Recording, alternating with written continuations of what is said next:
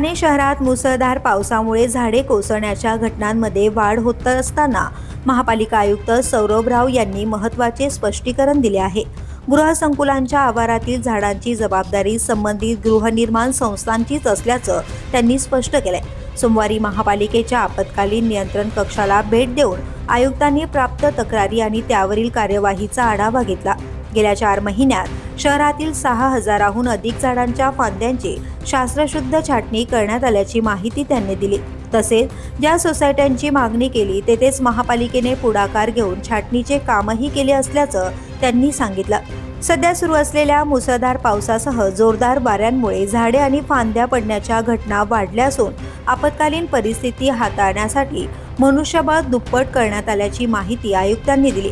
याशिवाय सखल भागांमध्ये पाणी साचू नये यासाठी संबंधित विभागांना सतर्क राहण्याचे निर्देश देण्यात आले आहेत। रस्त्यांवरील खड्डे पावसाचा जोर कमी होताच मास्टिक तंत्रज्ञानाच्या सहाय्याने भरण्यात येणार असून नागरिकांनी अत्यावश्यक कामाशिवाय घराबाहेर पडू नये आणि आपत्कालीन परिस्थितीत महापालिकेशी संपर्क साधावा असे आवाहन देखील आयुक्त सौरभ राव यांनी केले आहे।